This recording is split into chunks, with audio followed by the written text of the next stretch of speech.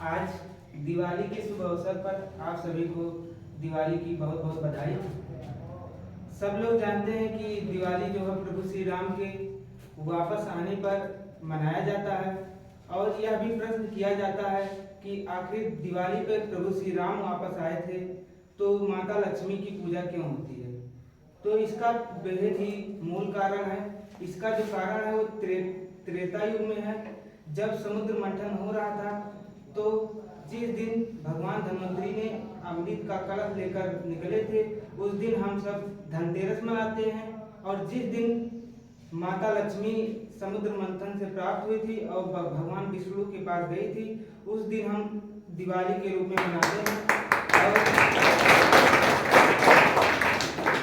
और मैं आप सभी से यही कहना चाहूँगा कि अपना कार्य करते रहें, क्योंकि दुनिया में अगर देखा जाए तो सबसे सूक्ष्म कण जो है वो इलेक्ट्रॉन है, प्रोटॉन है, न्यूट्रॉन है, जो कि हमेशा अपने कार्य को करते रहते हैं। उनका कार्य है एक तरह घूमना और वो घूमते रहते हैं। अगर हम और देखें तो जो पृथ्वी है वो हमारे सूर्य का चक्कर लगाती है। सूर्य का देखा जाए तो गैलेक्सी का चक्कर लगाती है, गैलेक्सी यूनिवर्स का चक्कर लगाती है। यानी कि छोटे से लेकर बड़े तक सभी लोग कुछ ना कुछ कर रहे हैं। फिर हम मनुष्य होकर क्यों सोचते हैं कि हम लोगों को आराम मिल जाए। अगर किसी को सक्सेस में कहा जाता है कि अगर सक्सेस होना है तो उसके लिए पहले असफल होना आवश्यक है, लेकिन ये एक नेगेटिव बात है। अगर किसी को सक्सेस होना है तो केवल सक्सेस पर ध्यान दे, अनसक्सेस से कोई मतलब नहीं है।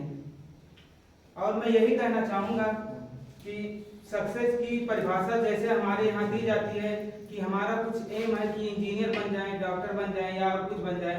अगर नहीं बन पाते हैं तो कुछ लोग सुसाइड कर लेते हैं, कुछ लोग डिप्रेशन में चले जाते हैं। जी, इसका जो मूल कारण है वो है हमारे यहाँ सक्सेस की जो परिभाषा दी जा रही है वो गलत तरीके से दी जाती है।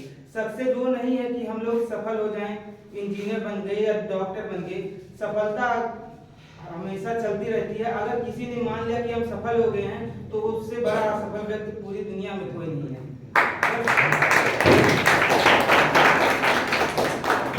जो कुछ लोग सोचते हैं कि हम लोग इंजीनियर नहीं बन पाए, डॉक्टर नहीं बन पाए तो हम लोग अनसक्सेस हैं, हम लोग असफल हो गए हैं।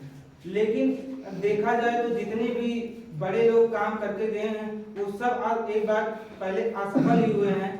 यानी कि सफलता की जो उनकी सोच थी वो सबसे भिन्न थी।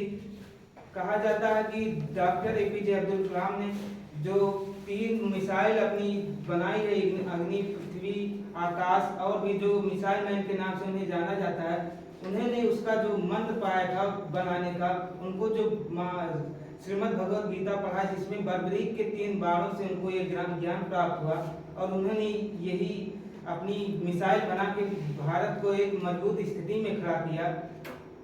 और मैं यही कहना चाहूँगा कि अगर किसी को कुछ करना है तो अपने देश के लिए करें, क्योंकि भगवान श्री राम ने भी जो कहा कि जननी जन्मभूमि स्वर्ग प्राप्त,